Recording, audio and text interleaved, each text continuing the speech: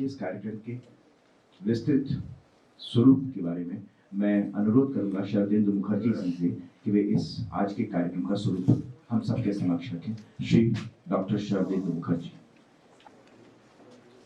My brief is to provide a bird's eye view of the background of the theme, that is the Indian nationalism, and how personalities, ideologies, ideas which were never appreciated by the mainstream establishment had been ignored in the historiography of post-independent India. I just give one typical example. About 1845, this is the dawn of modern India. One gentleman who is considered the prophet of modern India, Raja Ram Mohan Roy, wrote a book. It was a book written in Persian with an Arabic introduction. The book was called Tuhfatul Muwahhidin, Gift to the Monotheists. To sum it up, it was a severe critique of monotheism. Nothing happened to Raja Ram Mohan Roy, and he went on to lead a very checkered life for next 24 years or so. I bet, since we have been victims of this distortion of history, that if something like this was written after 1947, there will be a fatwa against him, and he will suffer the way so many people have suffered, especially in this movement. Now, this is a very long story. It's a sad story.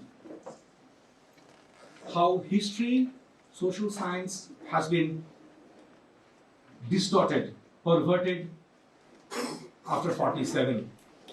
I again repeat, if Bankim Chandra Chatterjee had written Anandamath containing that memorable Bande Mataram, he would be a persona non grata in Nehruvian system. The point is that this is a solemn occasion. The 74th death anniversary of one of the greatest sons of modern India, and also the 125th anniversary of the birth of this great patriot. So normally our custom is that not to criticize people on occasions like this. But since history writing, the way people like Dr. Saab and the great movement of national regeneration that they launched has been purposely, deliberately ignored in the writing of Indian history.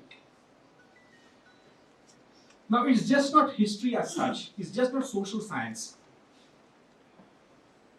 Because people who are doing it probably have degrees in history, social science, but they have a political agenda. And the agenda, I think, was set around 1920 or so. One of the greatest historians I have known, Sitaram Goyal, used to say, there was a ban, censorship was put on the Hindu thinking. And this began when the great Mahatma started the Khilafat movement called the non-cooperation. You know what happened? The merciless massacre of the Hindus of Kerala. But since then, the dominant political party decided that certain things should not be talked about, and the interest of the majority should be ignored, smothered. And this has been going on for a long time. Some of us have been trying to fight this battle for many years. I don't know whether you have succeeded, probably you have not succeeded, but we feel very optimistic after 16th May that probably a new dawn has arrived in India. Maybe we get a chance to rectify the damages that have been inflicted. The distortion of history, our main point is why such immense contribution of people had been purposely ignored, had been pushed below the carpet. Because when you play with historical facts, actually you are damaging the very basic of society. And that's why the government has been systematically trying to suppress, smother this. Any dissenting opinion is not tolerated. In fact, take up any item in history writing, whether it is the fate, the existence of river Saraswati, whether it is the Aryan invasion theory, the origins of the caste system, pick up any agenda, destruction of temples, the nature of invasions from Central Asia, the characterization of national movement,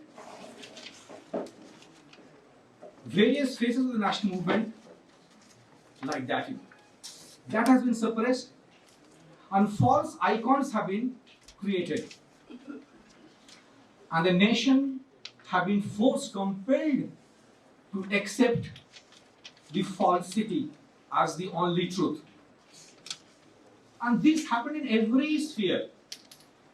Immediately after independence, when 1857 anniversary was to be celebrated, the famous debate between Professor Tara Chand and Ramesh Chandra Majumdar, you know what happened? Ramesh Chandra Majumdar was pushed to the backyard, and Tara Chand becomes Nehru's ambassador to Iran. So this is the beginning how the government played. Okay, you follow our official line, and this is the beginning of what we call the public sector writing of history. And these public sector historians have done immense damage to the fabric of Indian nation. The time is short, and one could go on talking and talking like this. But we should be very careful that a group of people, very handful of people, sitting in JNU, sitting in Jamia, sitting in Calcutta, sitting in Patna, have been systematically trying to do this. But they cannot survive. They cannot flourish if the state stops giving support to them. So, through meetings like this, we want to carry forward the message. The perversion of facts, the distortion of history has to end. And let us be optimists.